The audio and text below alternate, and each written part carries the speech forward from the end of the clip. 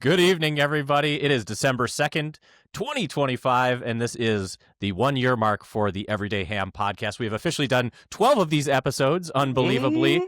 So we are glad to have you if you are still listening here in December, our first year of fully podcasting. We still have lots of ideas coming, so I will reassure you. If you're looking to find us here on the web, you can find us at theeverydayham.com.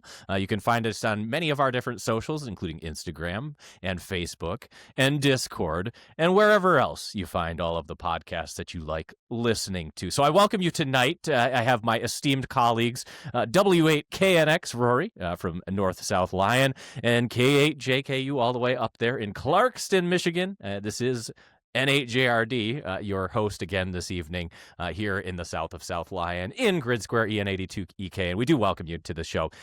We have a couple of things to chat about this evening, but before we jump fully into it, I'll ask you guys, what is happening in the shack? We just got through Thanksgiving and Black Friday. Tell me something that is going on in your shack. James, you go first. Yeah, I didn't spend any money on Black Friday, so that's a first. I resisted the urge. There was some good deals out there, some Masts for POTA that were actually at a decent price for once. So Killer. Yeah, maybe that's a future buy. But I actually more have a question to the audience, and it's going to be hard to show for the audio-only folks. However, so I'll try to give you an audio description. I was saying, paint the picture with words. Yes, thank you. So I have in my hand a rotary phone that is new old stock.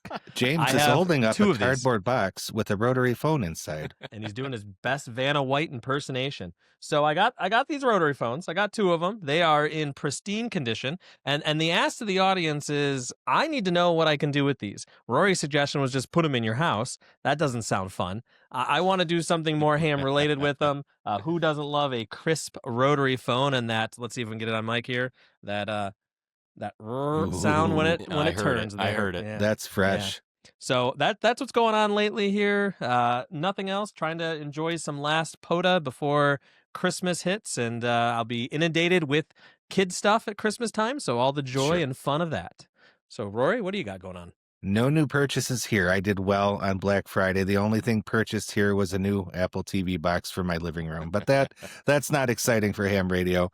But in the ham radio world, I am looking forward to cold weather POTA, as we've discussed in the past.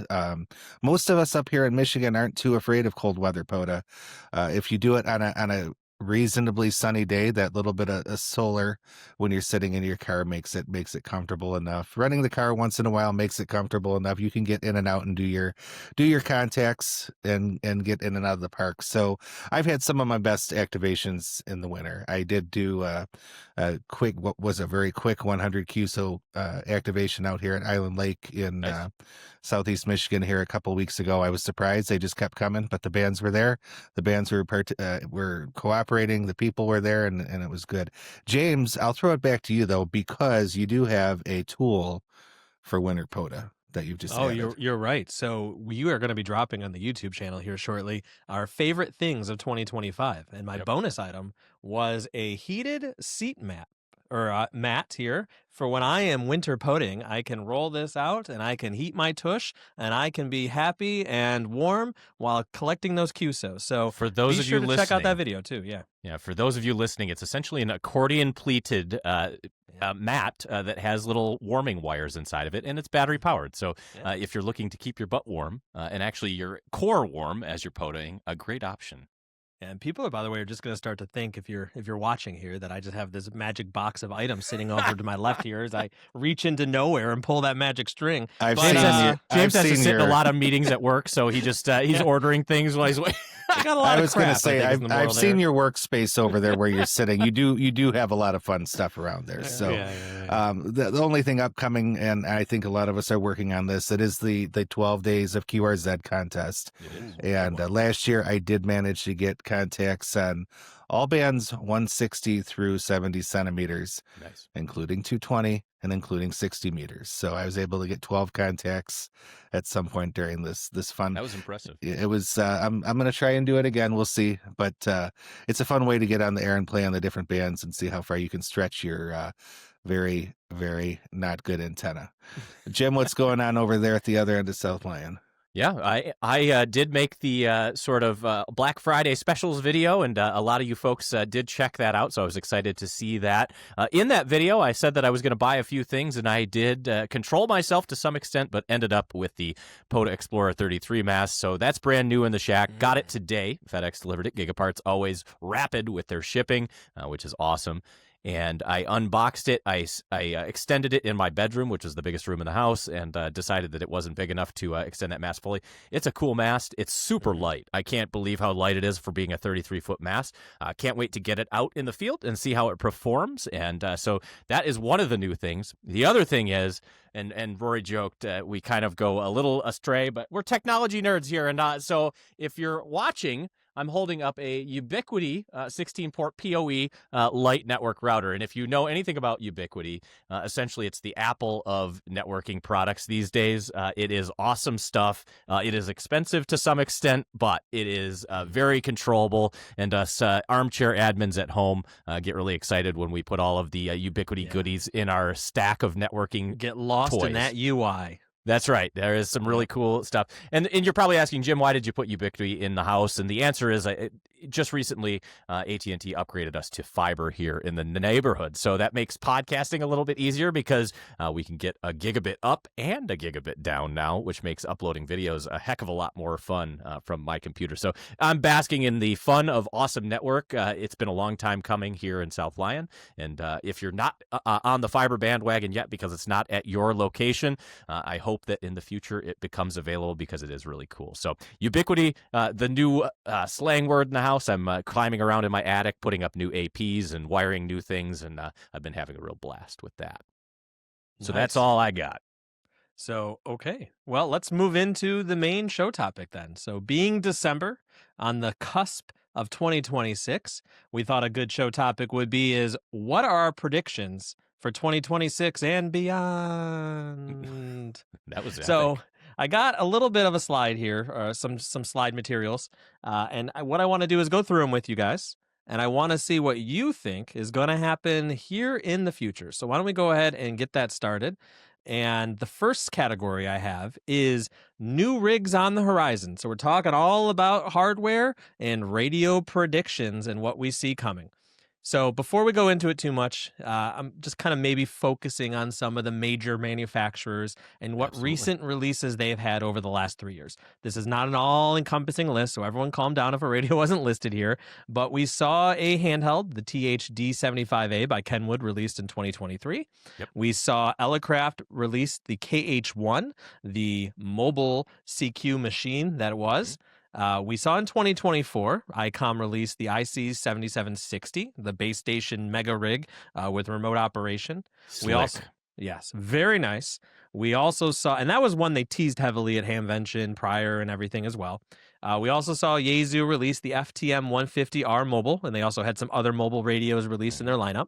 2025, we saw the FTX1 series released. Biggest release of the year. Biggest release by far at the year. Also, a lot of, I don't want to say controversy, but some ups and downs in terms of the reviews we and made some feedbacks. Controversy about that one. We sure did.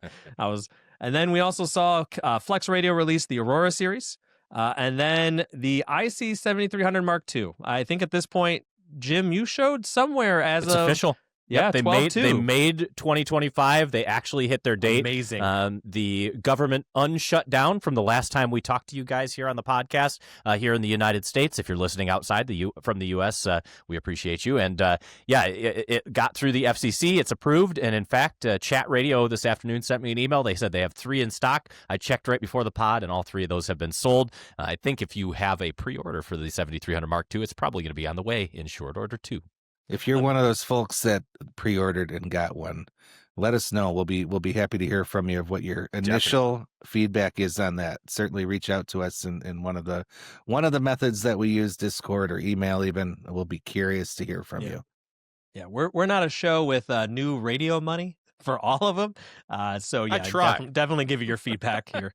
Yeah, I know you do your part, Jim. You definitely do your part. Buy and sell. So let's move into the questions here. So the first one is related to, will Kenwood finally release the TM D750A? I'm giving this is a radio. Yep. That's a radio I have new money set aside for, new radio money set aside for. Now, I've been waiting for this radio since I saw the first mock-up of it.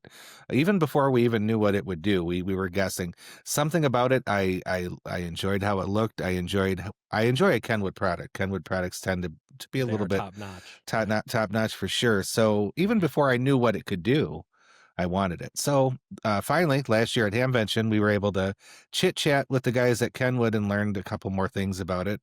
And they had said, what were they saying at that point? Fourth quarter of 2025. Yeah, they had to go back. Yeah. They had to go back to engineering because of parts that were no parts longer and available. components, yeah, but they were, I would say, almost promising this quarter, but we haven't seen it yet. Now, that could be a lot of reasons. They could have gotten lost in the government shutdown with FCC acceptance and so on. But my vote at this point, it's Christmas time and it's not here. I'm going with Hamvention would be my wager. And Jim, really quickly, explain for Sure. those that don't know, what is the 750A? Explain the radio a little bit to them.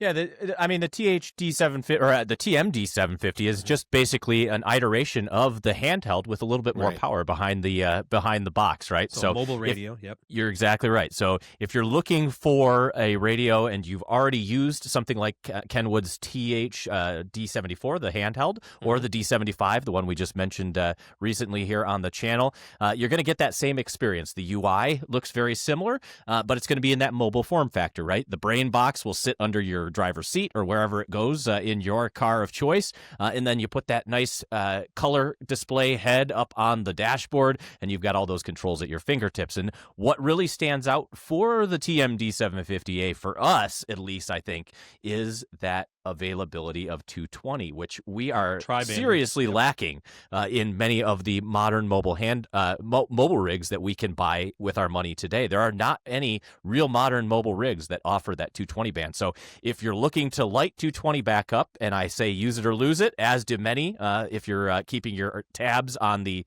amateur radio community, I hope that this is a resurgence for the 220 band when it drops here, whenever that might be. And I agree with Rory. I'm going to go ahead and tack it on since we're on the question. I think it's going to be Hamvention. There's no other time for Kenwood to launch this with as much fanfare, and it's also the time when folks are arriving with money to spend on new radio You gear. guys don't think that they may sneak it into Hamcation? Again, this is a radio that has had a long runway of release scheduling, right? I'll have my new money in my pocket. They New radio gotta money be in my eager. pocket. They got to be eager. They're missing the holiday market, right? Right now, they're missing the holiday market around the world. I think they're going to be eager to catch those people maybe a little extra spending money in their pocket come February, and maybe Hamcation is when they start to sell it. I love the idea. The sooner the better, in my opinion, for this radio, because there are folks that are waiting with reservations that are going to be happy to replace whatever they've got in their car right now with a much more tri-band capable rig. I think that as soon as Kenwood delivers it, they're going to sell out of these things. But it for me, it makes a lot of sense to launch it at one of the big events. Orlando Hamcation, I haven't been there yet. I'm looking forward to going with you two this year. We're going to be down there at Hamcation. So once I get a lay of the land, I hope that it's there. But I'm expecting it's going to be Hamvention. That's my guess for next year. James, I hope you're correct, though. I have another provocative question for you guys. Oh boy. We knew they had to go back to R&D and redesign components issues. Which means it's been delayed. We have not heard anything about this radio through multiple Hamventions now at this point as well. So we're all the way through 2025. Mm-hmm. Is this a radio that is on the horizon or on the list that could potentially be cut and unreleased? Oof. That would be disappointing. Let's go to Rory for his take on that. I don't know what my take is. I don't know that I have a formal take. I think the risk involved and the loss involved, they've got to recover some of those costs. Yeah. I think they've got a lot of time, and I don't think it would look good for Kenwood. Would they really take that risk and kind of just do that to their brand? I don't know that that's something they would do. I don't know that I think it'll be a thing. I don't think it'll die. If it has, I wish I had some data. I'm trying to think. That's what I'm kind of hesitating. I'm trying to remember if there's ever been a tease like this that didn't surface, and I'm sure there has to have been one, but that would be a big embarrassment for Kenwood, I think. I think you're probably on the right track here. When I think about this, what new product has Kenwood really launched to the ham community in any recent past? And I'm not counting the D75 because it really was just a rebadge of that D74 with a few much wanted features. I'm not saying that the D75 wasn't a great handheld, and it wasn't a great radio in general, but realistically, Kenwood has not freshened up their line with anything in the memorable past that I can recall. So I suspect that, like Rory said, we're at the point of no return here. The costs spent on research and development are sunk, and there is no way that we're not going to see this one come out. They've got pre-orders taken. They've got folks that are chomping at the bit to get this one in their car. I suspect we're not at that risk level yet, but unless we don't know something about Kenwood that you do, James, go ahead. No. Well, I'm going to say we got 3 hams right here that are salivating to maybe get that radio in their vehicles. So I think that's a pretty good sign that I think they'll want to bring it to market. The other thing, maybe this is pure speculation. I'm hopping on the speculation train. Choo choo. Okay. I wonder if they saw the FTX1 release and said, you know what? Pump the We better brakes. put this back in the oven here, let it cook a little bit longer, and then we'll release it when it's 100% ready to go. All the firmware matching the software, the hardware, etc. And maybe that's why they're also delaying the release a little bit longer, because they don't want to botch what I think is a critical release for them. You could listen to the Everyday Ham every once in a while and think that we really just dislike Yaesu, and I have to chuckle at that a little bit since everything that I own is basically Yaesu. So we are hard on Yaesu, but it's because they've produced some extremely nice products, and so if we are using them as the butt of the joke, the FTX one was one of those ones that did come out a little early. I hope that I think that it's a case study for sure. It came out a little bit too fast. It came out with bugs, and I think when Kenwood delivers this, with the exception of, I think there was a battery issue on the THD75 where the battery meter didn't show an accurate representation of the battery, which was resolved with a firmware release. They've been pretty good about releasing mature software on the radios that they launch. So it's an interesting piece of speculation. Rory? I was looking, I think the newest Kenwood radio in the Kenwood line is their HFTS 990. I think that's the newest one. Yes, 990. So they have had a release in the last couple of years. I'm not sure the year, but so that's their latest new one. But okay. But the I don't know. You got me wondering, James. Are they really going to do that to us? I can't see it happen. All right, I just hope they're being careful. We're gonna move on to the next question. However, the general consensus is the 750A is going to be released. You two think it's going to be released Hamvention May timeframe 2026. I'm saying Q1 2026. Ooh. All right. That's not right on the cusp. That's like right after it. But I say okay. End of Q1. All right. Sounds good. Okay, so next question here is, who's gonna have the next big release of radio? So this could be taking the 750 out of this real quick because we talked about that one. We're talking HF flagship, big handheld release, new hot QRP radio from Elecraft, anything new in the mobile space as well. What do you guys think's coming? That's a hard one because ICOM has their HF flagship that's just out a little over a year at this point. We got the Mark II coming out. And the Mark II's coming out. 7760 and Mark II. Let's say the Mark II's out out now. It's December. Right. It's out. Mobiles, ICOM's already announced the 5200. I'm gonna tease you with something here. I'm gonna put something else out in the air. All right. FTX1 Mark II. Do we see that? that? FTX1A. You think they're gonna try it again, huh? I mean, we talked about it when they originally released it. That felt like maybe it was a hardware iteration, and that they've done that in the past. Do we feel that may be a direction? Or they're gonna maybe release a, I don't know, more flagship and 891 replacement, a more true 891 type replacement?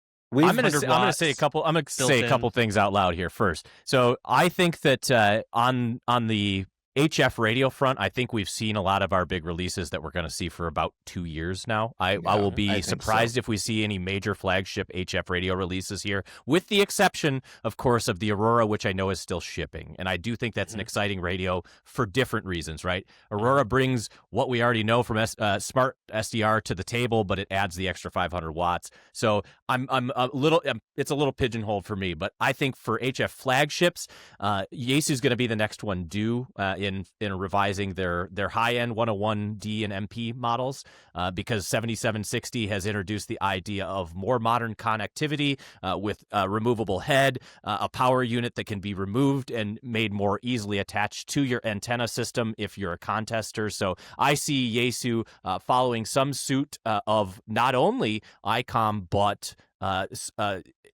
Flex Radio here in their next big flagship HF radio release. So I don't see it happening anytime next year.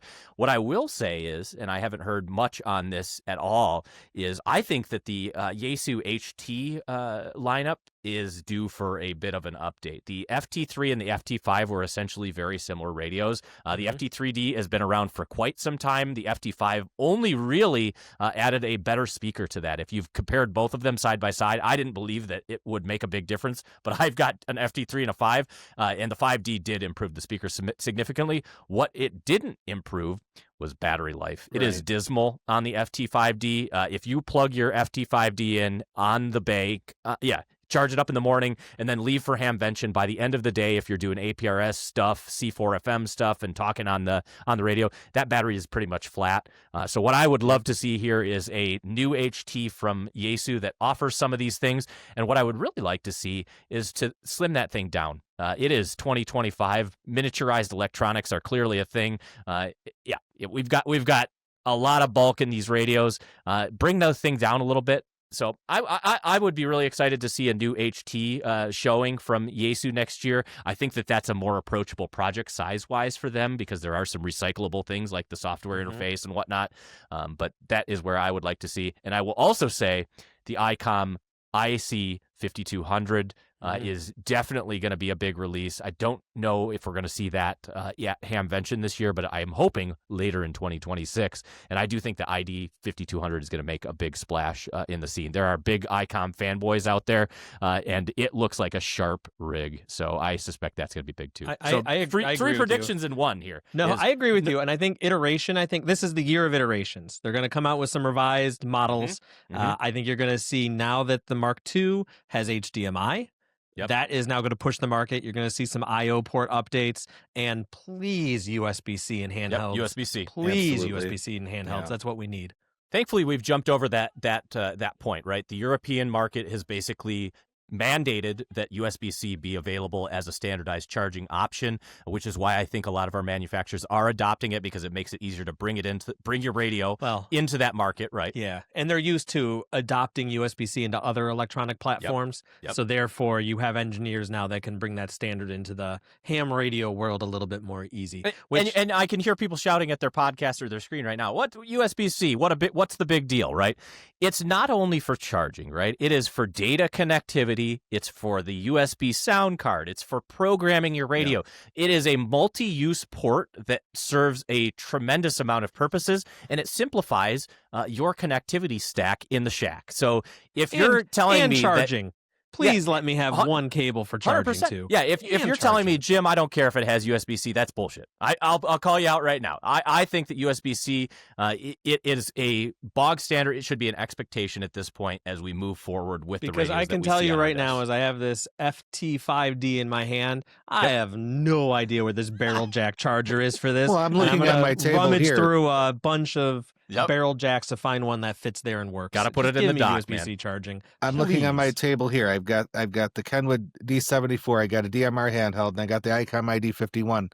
3 different chargers. I mean, it's such crazy. a nice thing to get to one. I think it saves a lot of electronic real estates to get all those functions into one plug where you can do it. It's you want the Yaesu to do a smaller handheld. Maybe USB-C's their what they need to do. Yeah, I have a whole box of chargers for this nonsense. Abandoned chargers. It's crazy. Yeah, it's the old spaghetti in a box that you grew up with all the DVI ports and VGA port cables and everything else that was custom. It's time to catch on. Standardize. Hey, Yeah, wait, exactly. did we talk QRP? We can talk QRP. Do you got some QRP predictions? Is the 705 going to have a reboot? Ooh, that's a good one. And you're banging on the door even with a 705 Mark II Right, with USB-C exactly. updates, right? Because it didn't come with USB-C out of the gate. Yeah, you walked right into what I was thinking, Jim. I was thinking that we have the 7300 with the Mark II. Are we going to see a 705 Mark II? Yep. All right. And you can upgrade the existing Mark 705. So if you have one, there are boards out there. Go upgrade it. It makes your life easier. Yeah, always. All right. Next major topic here is who's calling CQ. We are nothing but without the ham radio community and what everyone brings. So we want to talk a little bit about what we see in this area in the future. So this is always one that we hear a lot about. There's a lot of telethons out there to raise money for this cause, to get teachers educated, to get more people on the air. There's scout teams that have events, but will ham radio attract younger operators in 2026? I don't know if it's because I'm paying more attention, but it seems like the college clubs in the Michigan area have had a resurgence in popularity. And I don't know if that's happening everywhere, but we all know folks that are very active with the University of Michigan Amateur Radio Club and the Michigan State University Amateur Radio Club. And both of those clubs are pretty active right now. Michigan State has just done a big update to their station, a whole bunch of new coax, a big update to their repeater system. And they've been playing in a lot of the big contests from W8SH lately. I'm curious if that's happening everywhere. POTA, of course, is bringing in. We see a lot of younger folks doing Parks on the Air because they see their family members doing it. That's a lot more attractive than some, and I shouldn't make fun of it because it's a legacy thing in my family, but you have old Uncle Joe in his basement with all his stuff, but maybe going out to the park and doing radio in the park is a bit more attractive. So I feel like we're reaching out to the younger group a bit more. That's just I could just be seeing it that way. I don't know. What do you guys think? I do think that we're in a lucky spot here in Michigan and in the metro area. This club particularly, that all of you know that we're a member of the South Line Area Amateur Radio Club, is a vibrant club as it goes. And recently, a bunch of new hams in the late 20, 30 range that have joined up, guys that are a little younger, that are fresh and getting into it. And the nice thing is we still have the folks that have been doing it for a while to mentor those folks and give them the good information on how to do the things.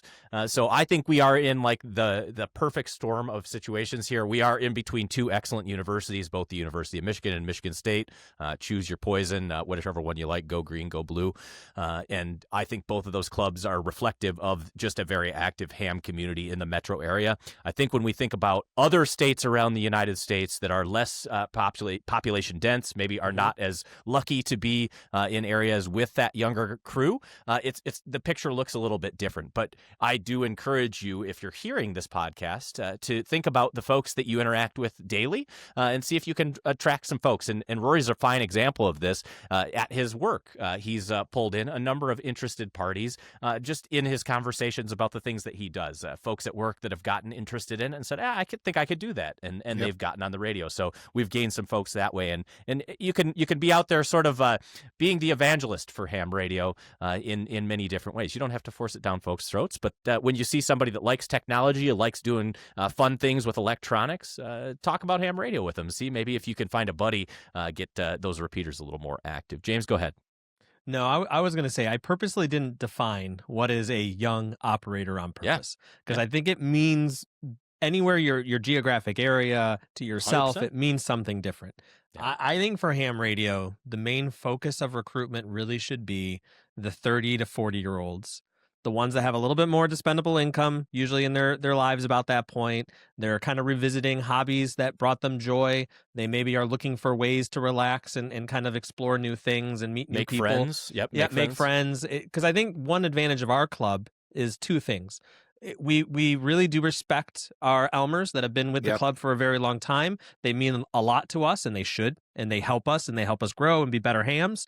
But also, all the club members, Elmers and the younger groups, everyone embraces each other. There's no judgment. There's support. We have a very vibrant Discord community, which we know is not for all the members. Some of the older Elmers, they don't really like to use the Discord, and that's okay. They understand that that's maybe something for others, and they kind of support it and work on their own way. But there's a vibrant network that we've built of all the members of that club, and I think that's one of the main thresholds. And also, I think number 2 is not even just young operators, just be cool. 2026 should be the mission of just be cool. Don't be a sad ham, be a happy ham. You can just talk to people about ham radio. Even my brother-in-law, who is not necessarily a technical person, I was talking to him the other day, and he was looking up SOTA because I talk about ham radio all the time and doing parks, and he likes hiking and going on the mountains in Colorado. And he was like, oh man, yeah, there's a 4-pointer right by my house. And I'm like, wait, what are you I was shocked. I'm like, what are you talking about? He looked up the points. Nice. Yeah, he was looking at even how to maybe get licensed and stuff like that. So just embrace it. I think the only way this hobby will die is if people make it a hobby that isn't attractive or kind to other people. Isn't welcoming. Is not welcoming, exactly. Better way to say that. So be cool, 2026, and let's continue to grow the hobby. And that leads me to the line that I stole from Cecil from California, WD6FZA. That the line I've stolen for our area is leave no call unanswered on the repeater. You hear a new ham on the repeater. Some guy's got his new, where are we at now? Kilo Foxtrot 8 call signs in Michigan. I don't know. It is all KF8s. I think that's where we're at. You hear some brand new KF8 call, in Michigan or different letters wherever you're at. But you have some brand new guy, just got his radio. Yep. He's trying to make his first call. Don't leave that guy unanswered. That's how you lose people from day one.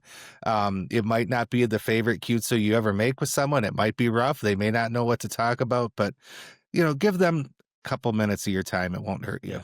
Grace, I think before we go on to the next question here, I was going to make one last point as well. I think a good topic for us in the future on this podcast, because we really do love talking about the ham radio community.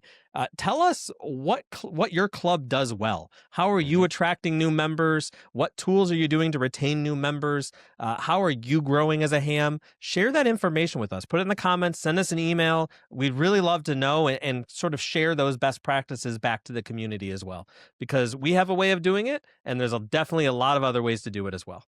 Yeah, this year is probably one of the most exciting ones. I have not been around the Slark Club for very long, but I'll tell you, we have 20-plus people that are going to Hamvention this year. We have an entire leg of a campground booked full of club members that are going to party and go buy radios and talk radio and learn about radio and POTA and just do cool stuff for a whole week down in, at the Hamvention. And that's going to be really the types of things that we're looking for is what events are you doing? How are you drawing folks into your club? And if you're looking to get a club started, feel free to ping us and ask us some questions, right? We've got some really cool events that we've started here that have attracted crowds of all ages, right? We said folks show up, they have dinner, they have a beer, we socialize, we talk radio. So we're having a lot of fun with that. Go ahead, James. All right. So moving on, the Who's Calling CQ topic. Will POTA/SOTA continue to dominate the activity in our hobby? I will say that I am still very bullish on POTA as far as it goes. I think that there's still lots of interest here. I think that this continues to be one of the reasons that the resurgence of ham radio has really been as vibrant as it has been in the last couple of years. And kudos to the POTA community and also the folks that have put the hard work in on the website to make sure that that's a high reliability website that works the way you expect it to do, allows you to log and make contacts all around the world because POTA is not just in North America. We know a lot of our audience here is in North America, but it's a worldwide event now. And if you're not a DX contester, POTA is really that way that you could dip your toe, get on the radio, feel some achievement from doing the things that you're doing, and kind of have something to show for it, right? Some cool awards, some cool ways to show the activity that you're doing beyond just logging contacts, right? And when we think about old school ham radio, right? My dad kept a paper logbook, and I love it, right? I don't think any of his QSOs are logged online to this day, and he brings out his paper log every time he does, and I love that for him.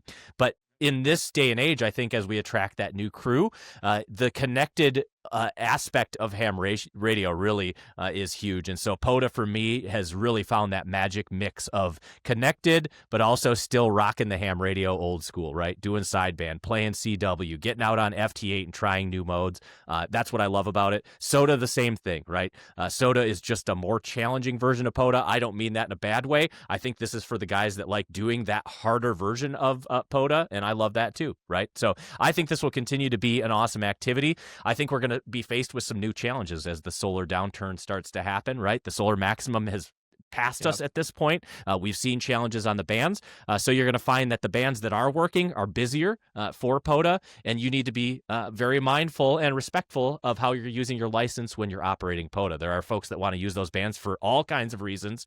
So when you're out there doing it, let's make sure that we continue to adapt and use the bands the best way that we can as it becomes more challenging. So those are my thoughts on POTA. Rory, what do you think? Two things come to mind for both POTA and SOTA. It's such a small barrier to entry, and it proves a couple things. People say, "Oh, I want to get into ham radio," but it takes all this equipment, all these antennas, all this power to get into ham radio. POTA and SOTA proves that wrong right away. You can get out and do a park if you're if you don't have the income for a brand new radio, you could go buy a used radio and take it out to the park with your wire antenna and be on the air and be talking to the world. And people ask me when I tell them that, they're like, "Oh, you're just trying to sell your hobby by saying it's that easy." Yeah, no, it is actually that easy. You can be on the air with a second hand or third hand or wherever you got it from radio. I love secondhand and a wire. And I think that ease of getting on the air, and we've discussed it before too. All these folks that can't get antennas up at their homes for one reason or another, POTA, go throw an antenna up in the park and get on the air. I think it's opened the door to break down some of those barriers and cost and logistics that some people have struggled with. So I had my activation out at Island Lake here locally a couple weeks ago. 3 stations I worked were first time activators. There's new people doing it every day. That's awesome. Yep. My short answer here is yes. And yes, and while I was reading that question, I could almost hear the groans of non-POTA fans and contesters alike out there. And but yes, I think POTA and SOTA will continue to be sort of a mainstay in the hobby in 2026, and I think the growth it will continue to go up there. Rory, I'm going to start with you on this next question. Do I repeat what I just said? Do it, Rory. Yeah. Will repeater activity make a comeback in 2026? No call unanswered. When someone gets on the repeater, talk to them and say hello. Nothing is more exciting than the afternoon roundtable with everyone driving home from work, and you have 3, 4, 5 or more people, and they're just winding down their day and talking to each other and having a good old rag chew on the repeater. I hope repeater activity comes back. I think a lot of things have happened that will enhance, augment the return of repeater activity. There's a lot more linked repeater systems using AllStar that cover a wider area. That gets a wider group of people on there than you might find on just a local repeater. I think it will. I think the repeater is the basic backbone to local ham radio, but we have to all work together to keep the repeaters active. I mean, some individuals and some clubs have tremendous investments into their repeater networks. And if we don't use them and we leave the 2 meter and 440 and 70 centimeter bands dead, well, the big old FCC will come in and say, "Hey, you guys aren't using that. We might need to use that spectrum for something else." And then it's gone. So keep the repeaters active, leave no call unanswered, and I sure hope it comes back. Yeah, I've enjoyed doing a lot of repeater stuff this last year.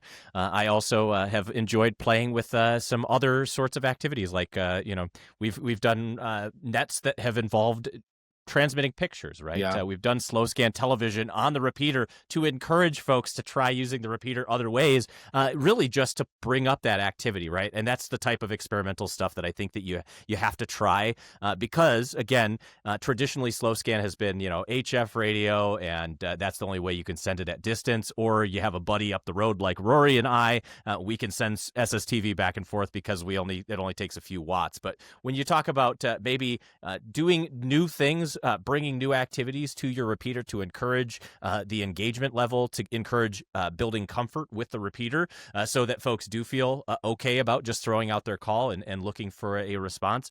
That's definitely what I want to continue to see here. And it's tough sometimes, right? Because it's a busy day all day long, and I think that generally speaking, it can be hard to answer every call. But I love what Rory's saying here is it doesn't have to be a long queue. So even if you say, "Hey, Rory, I'm in the midst of something, or I got to go in 2 minutes, but I just wanted to say hello, let you know that I was out here, and hope your drive is doing okay," right? And it could be as easy as just one call back. At least Rory's going to call back the next time he gets in his car instead of saying, I'll just turn on satellite radio and listen to a jam instead, right? So I think you mentioned the slow scan activity on the repeater that we did here. That's one of those things. If you have an idea in your area about an activity to do on your local repeater, reach out to the trustee or the club that operates that repeater.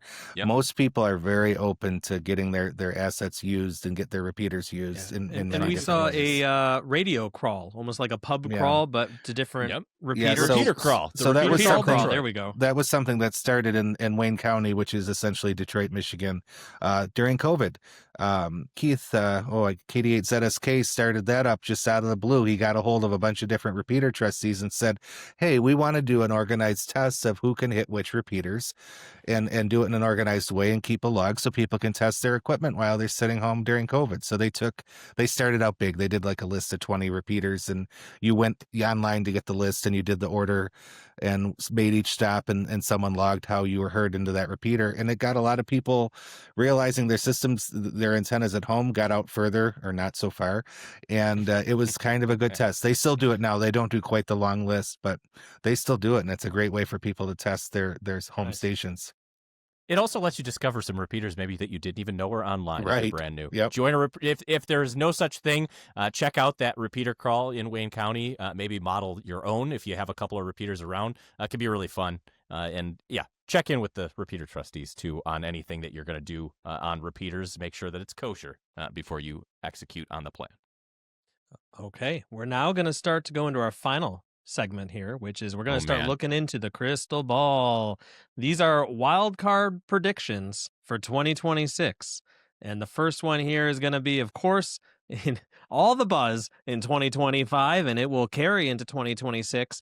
We talked a little bit about this before, but will AI change how we operate and become more of an influence in 2026? Was there a collective groan from the audience when we said AI? There was a collective groan from this station here. Yeah, AI fatigue is real. Well, I think when we had Sebastian on the show a couple of months or so back, he mentioned figuring. We kind of asked him that in a kind of roundabout way, and he's trying to think about as his Polo platform how to make things easier, and AI will answer some of those questions rather. You know, have the sound card on your iPad listening to the contact you're making, and it'll know that you're working a call sign, and it'll log the call sign. You know, that's all stuff that's out there somewhere. Cool. So I think you have the smart logging as a thought there. I think that's somewhere we'll see it. I'm not sure. I'm still. We're at work like a lot of companies trying to figure out how to best use and how to also control the use of AI within our company, and it's still new to me. I'll tell you that.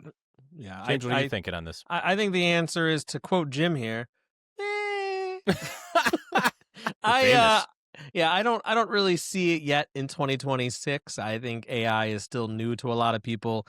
I think sort of the existing demographic of ham radio maybe doesn't lend itself to AI. And I don't mean that in a bad way. It's just maybe not an audience that is adopting AI at a rapid rate here, and that's all I mean by that. So no. Do I see it in the future of ham radio and everything we do in our life? Yes. Do I think the current AI bubble in the workplace and everywhere else is going to sort of, I don't want to say burst, but slow down and become more of less of a buzzword and more of just kind of a thing? It's another tool that you use, right? I do. It's an expected tool that you end up using. And I think that's exactly right, James. We speculated that in one of our first 2 episodes, I believe, we speculated on what AI could bring to the radio. So it's funny to bring this around again at the end of the first year of this. Yeah. And I still remain very interested in how we can use that for the purposes of filtering, for the purposes of noise control, for the purposes of pulling difficult to intel signals out of noise like that. So I think there's a lot of research that could still be used there, but I also am. It's not magic, right? The longer we spend with AI, the more we realize that it's been trained on a data set that is very human, and what that has done is sort of illuminate my level of understanding that AI is only as smart as the folks that it has read from and learned from. So it'll be really curious to see what this continues to bring. But I don't know if we're going to see like those dramatic AI controlled features or anything like that. I agree with James a lot on this. It's going to be a tool that is expected to be used. It should help us develop software for ham radio quicker. But yeah, I don't think there's going to be. We're going to the last question here. Okay. I do think one advantage for ham radio is it will help your club send more concise and to the point email messages that are readable for the mass audience. Oh, God. There you go. Yep. Okay. All right. So communicate better with AI. There you go. The more you know. Last question here, guys. You ready? It is, will Rory and Jim get their amateur extra license in 2026? Oh boy, it was definitely one of those things that I think we started the year really fired up about. And the funny thing about it, and I almost made a joke earlier on when somebody said that if you don't like cold weather POTA, well, 6 months out of your year would be shot, right? The funny thing in Michigan is once it gets warm here, there are a number of things we're trying to fit in all summer long. That's camping and socializing and radio and vacations, and we really do try to make the most of it. And I did not get my head in the game, in the book, to do the real reading and the research that I needed to do to pass my extra. I've false started in ham study twice on my extra. Yeah, me too. And I'm not at a point where I would be able to pass it yet. So I do look forward to getting it, and it is still something that is very, very at the forefront of my head. I would be lying if I said that I wasn't trying, but it's not at a point where I would be able to score them. 2026, Jim. I like it. I'm going to go for 2026. Okay, Rory. We'll see. That's a fair answer. Here's Rory. Here's the thing. Okay, so Jim painted it out very clearly. You know, and we've all discussed this. You get a little bit more bandwidth to use with the extra license than you do with the general license. You 100%. get to talk to your friends who decide to do POTA activations for unknown reasons on the extra portion of the bands. Okay, Great on contest weekends. it's good on contest weekends if that's what you're doing. Yes. But the incentive is not really there for me. I'll do it at some point. I've studied enough that it would probably honestly would take me a month of 6 weeks of hard studying and I would be there. Yep. Not even a problem, but it just needs to be done. We'll get there. We'll get there someday. Something that's on my mind for getting into now, and it may become a bigger focus for me than getting my extras. I've gotten the bug. Oh, I know. to start playing CW. Yep. So that's got my attention really since we talked to the SOTA guys a couple months ago on the podcast. I've thought about it more and more, and even though I'm not going to be climbing any summits, I think I would. There's a lot of days I'd like to just sit here and bang at the keys. So we'll see. That's the answer. And I want to make one point clear here. There is nothing wrong with being a technician. That's awesome. Being a general is awesome. Being an extra is awesome. All three levels are great, and whatever works for you is where you should be. The only reason I ask Rory and Jim this constantly is, A, I know they know the material, and they just have to put a little bit of studying in there, and B, they talk about it themselves also quite a bit, that's something they want to pursue. So I will continue to challenge them on when they will do it. I do have to renew my license, which means another 10 years has gone by. I do have to renew in March. Yes. So I will have been a licensed ham for a long time at that point. That's nice. Exciting. Nice. So, okay. There we are. There are our bold predictions for 2026 and beyond. I think we got some good ones in there. We'll see if they come true. Maybe what we do is next December, instead of rambling for, I think, about 50 minutes here, we'll just come back and quickly visit. Did those predictions come true? Yeah. But hopefully you guys found those interesting. I'd love, again, to know what everyone thinks is going to happen in 2026. I was going to say, be brutally honest in the comments. Yep. If you think we were way off on something, let us know. If you think we were on par with something, let us know. If you have ideas of your your own, let us know. Let us know in the comments below, or join our Discord and chat with us there. We're there every day, so I got definitely one. want to hear from you. I got one last thing for you guys, because we usually do this, and I think we missed it this time. I want to call out a few folks in the community of Everyday Ham. And so, good evening if you've made it this far, gentlemen. I hope you did. To N1RWJ, Rob, who has been very active in the Discord the last month, and we love having his input in the channel there. And I also want to call out Caleb, KF0UPB, who came to the Discord with a problem. Not a problem so much as a suggestion, and he actually helped us make the Everyday Ham podcast a little bit more accessible to you folks that are listening to podcasts here on YouTube. So a couple of awesome community members who had jumped in and have been chatting with us there on Discord. If you have ideas, bring them to us. We are very open to it. If you've noticed, the schedule for Everyday Ham has sort of accelerated. We are trying to release 4 videos a month at this point, one being the YouTube. podcast on the old YouTube. Yep. So there is a lot of bonus content coming out on there. So if you have good ideas, we would welcome those. But I wanted to make sure we took a few moments to recognize a couple of community members, because we do appreciate everybody that comes and hangs out with us there in the Everyday Ham Pod community. We sure do. All right. So with that, everyone, thank you very much. I hope you have a very happy holidays. I hope you have a great New Year's if we don't talk to you. And with that, 73s. 73.